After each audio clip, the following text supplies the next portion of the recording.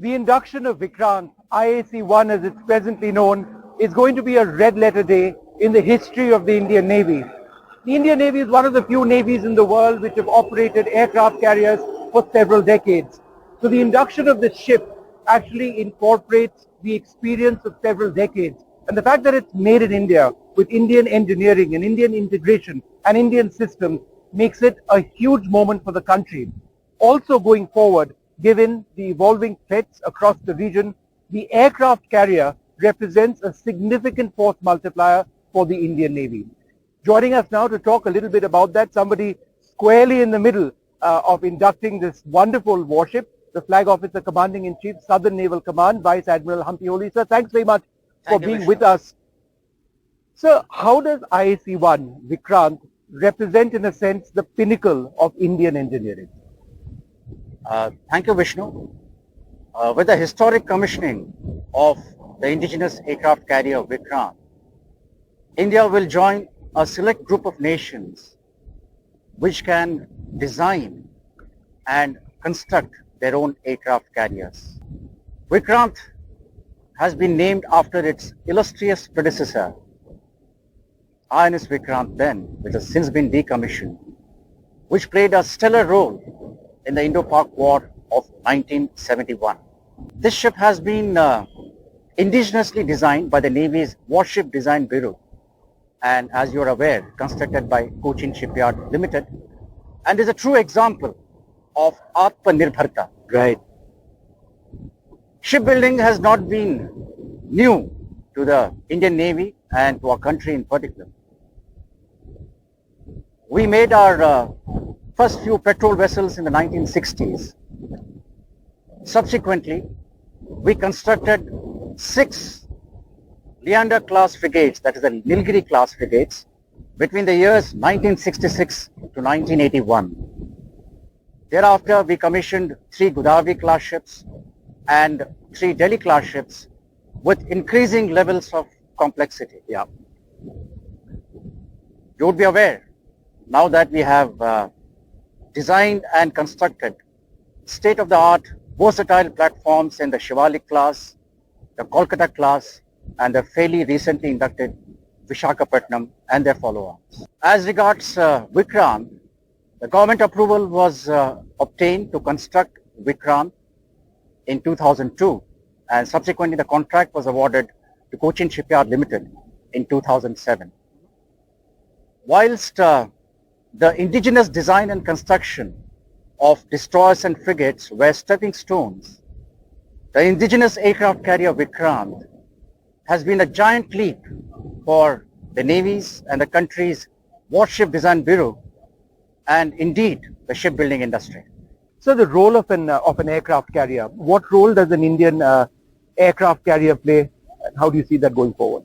Well, Vishnu, the indigenous aircraft carrier can perform all the traditional roles as indeed as any naval warship can do. Right.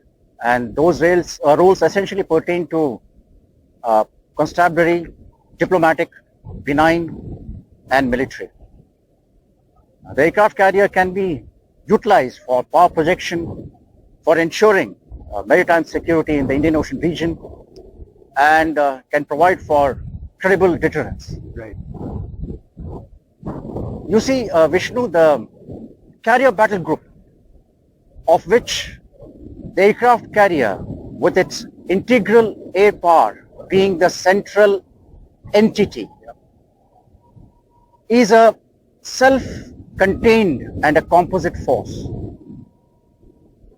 A carrier battle group with its inherent attributes of mobility, comprehensive firepower and resilience, coupled with the flexibility, immediacy and persistence of the carrier-borne aircraft, provides a carrier battle group unmatched flexibility to carry out a range of missions and tasks. Right. So, Vikrant, around which CBG would be centered, would provide the Indian Navy unmatched flexibility. Right. reach and sustenance for the accomplishment of its missions through persistence and presence. Right. Admiral, how many aircraft carriers does India show? If I would like to add that it will also provide the much needed impetus for promoting our Honorable Prime Minister's vision of security and growth for all in the region, and would also ensure that it will provide the kind of impetus for India to be the preferred security partner in our immediate maritime neighborhood. Right.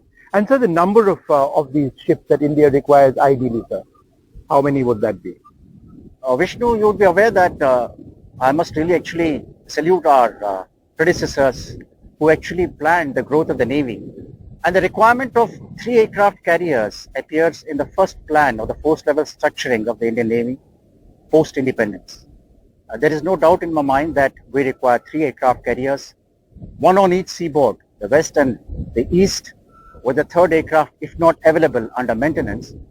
And it would necessarily be required to protect our maritime interest in the vast expanses of the Indian Ocean region, which span almost about 27 million square nautical miles. Right, right. And so the process of manufacture of this warship has resulted in an industrial ecosystem in India that sustains thousands of jobs. And therefore, there's a certain benefit in making use of what we've already developed going forward. So could you tell us about the industrial ecosystem around this warship and how that is also a part of India's industrial development? Yes, Vishnu, this is very important. You see, Vikrant is a true manifestation of India's quest for Atmanirbharta and the Make in India initiative. The total cost of the ship is almost about 19,500 crores, of which almost about 76% by way of equipment and services is entirely indigenous. The steel which has been used to make the ship has been indigenously developed for warships, and it's a result of a handshake between the DRDO, the Indian Navy, and the Steel Authority of India. And now this steel is actually being used for warship constructions in India. Right.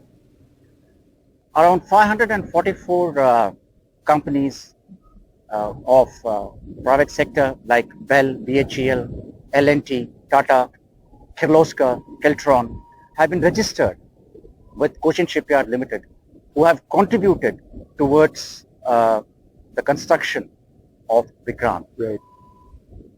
This apart, close to about 100 MSMEs have been integrated, and orders worth 292 crores have been placed on these MSMEs over the last 10 years. According to a KPMG study, for every employee who is employed by the CSL, the manpower requirement that results in the ancillary industry is 6.4. So for about 2,000 employees who have been employed and been involved in the ship construction of INS Vikrant, it has given rise to employment to almost about 12,000 people in the ancillary industry. So an ecosystem has been built insofar as ship design, ship construction, public-private partnership, amalgamation of the industry, technological know-how, and most importantly, in equipping our human resource with the skill sets in building and constructing a ship of such magnitude, which you would be aware is the largest perhaps warship built by the Indian civilization. Right, right. So it's a true example of Atmanirbharta. And Admiral, I mean, it's not easy by any means to develop a warship as large as this. What were some of the key challenges in the process of design, development, and manufacture? Yes, Vishnu, there were challenges. This was our first attempt to build an aircraft carrier, a ship of such magnitude and such complexities. There were lessons learned along the way by way of design and ship construction, but I suppose these adversities have been overcome through sheer grit and determination by each and everyone, by the designers, by the shipbuilders, and so on and so forth. And we have adapted, recalibrated ourselves, and carried out amendments along the various phases of ship construction. Yeah.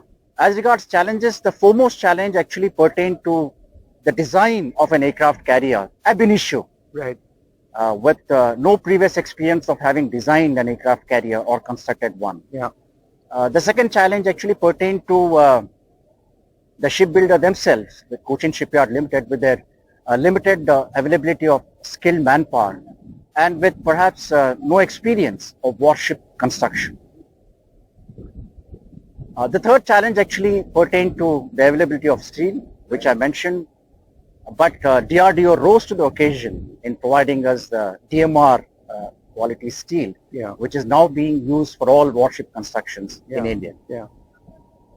COVID-19, of course, came with the challenges which you are aware, which the whole country faced. But I suppose the spirit of human endeavor has triumphed over these challenges, which manifested to the shipbuild aspect of Vikrant by way of non-delivery of equipment on time, Right. Right. by way of services which were affected, by way of unavailability of specialists and skilled manpower and so on. Yeah. Admiral, one final question to you. You know, the road ahead, she's brand new now, you've done sea trials, but you're yet to, for example, land fighter aircraft on board. So what's the path ahead towards making this battle ready? After commissioning of the ship would be involved in the trials of the equipment of the aviation facilities complex. This will be followed by the trials of launch and recovery of its aircraft, that is a fighter aircraft and the rotary wing aircraft, in varying conditions of wind, weather and weapon loads and combinations thereof. This will finally be succeeded by integration with the fleet. Right. And that's going to take how long approximately? I reckon this would take about 4 to 5 months, with monsoons playing chuang. Right. Right.